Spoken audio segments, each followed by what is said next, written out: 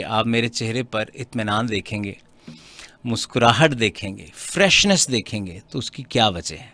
اس کی وجہ یہ ہے کہ جو پچھلے 1 ڈیڑھ ہفتے سے ہمارا دشمن جو چاہ رہا تھا وہ ہوا نہیں. اور وہ کیوں نہیں ہوا؟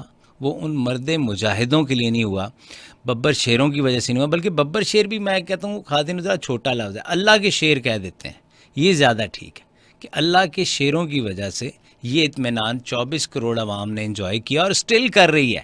اور یہ کیوں ہے؟ یہ اتحاد کی وجہ سے، آپس میں جڑے رہنا.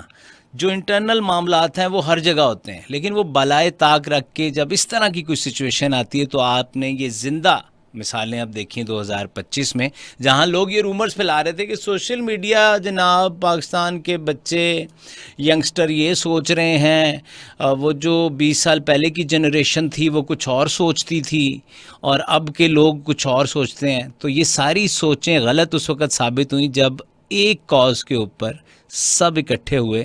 تو یہی آگے آنے والے وقت میں اگلی جنریشن جب ہم ہوں نہ ہوں تو یہی اتحاد ہمیں چاہیے، یہی ہمیں یکجا رہنا ہے، اور یہی یکجہتی کا مظاہرہ اگر ہم کرتے رہیں گے تو انشاءاللہ تعالی جیسے اب بڑی بڑی طاقتیں مل کر، وہ جس کو کہتے تھے یہ چھوٹا سا ٹکڑا ہے جی زمین کا، ان کو تو کوئی مسئلہ ہی نہیں ہے، اس چھوٹے سے ٹکڑے نے اپنے آپ کو یورپ تک منوایا ہے.